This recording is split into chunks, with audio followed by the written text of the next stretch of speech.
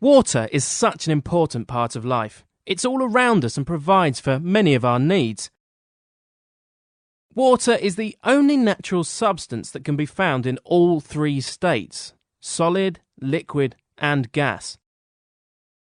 Less than 1% of all the world's water is drinkable. Funnily enough, Antarctica is the driest continent. It only receives the same amount of moisture as a hot desert. On average, a raindrop falls at about 7 miles per hour. Singing in the rain, just singing in the rain. What a glorious feeling, I'm happy again. Did you know that the Bank of England has its own fresh water well? There are about 800 different brands of bottled water on sale in the United States. It takes 8 pints of water to make 1 pint of beer. Strange as it sounds, drinking more water actually helps reduce water retention.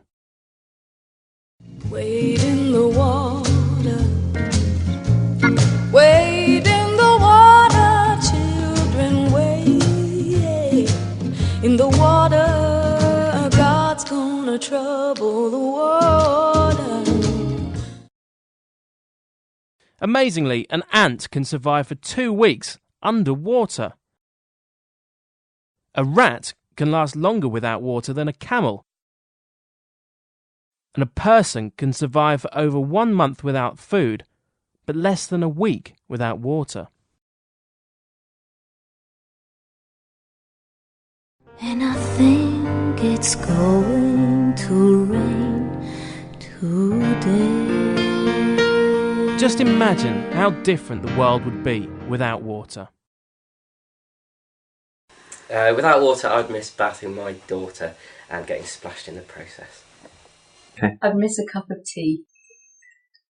I would miss food. Ice skating. Kayaking in the sea. I would miss beer. Cheers. I would miss paddling in the sea. I would miss a typical English summer. I'd miss my power shower every morning.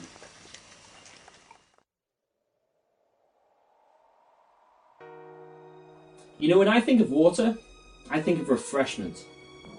I know I need and rely on water on a daily basis.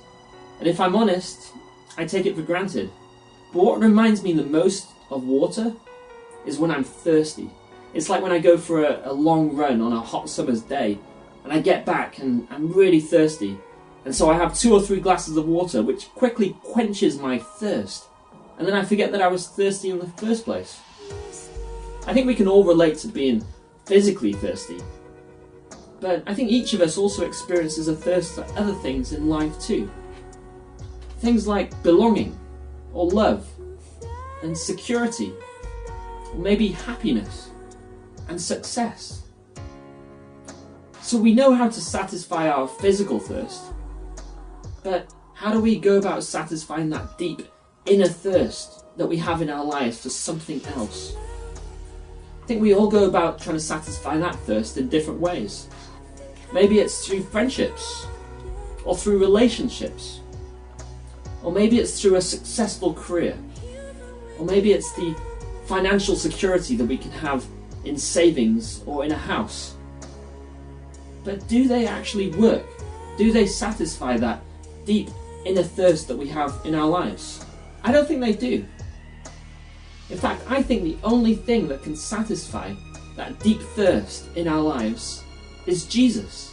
Whoa, you're probably thinking, well, that's a bit weird or a bit spiritual. I mean, Jesus maybe to you only means a swear word. But for me, Jesus means so much more. I mean, for me, Jesus isn't just a man who lived 2,000 years ago, whose words and life are recorded in the Bible and are just dead records. No, for me, Jesus is the Son of God. He is alive today because he rose from the dead. And he offers us love and acceptance. He offers us a relationship with him. And he promises that he'll satisfy that deep thirst that we have in our lives that we're unable to satisfy ourselves. You know, when Jesus was talking to a woman at the well, he said this to her. He said, "Everyone who drinks this water will be thirsty again. But whoever drinks the water I give him will never thirst. Indeed, the water I give him will become in him a spring of water, welling up to eternal life." You know, I experience Jesus' love and acceptance on a daily basis.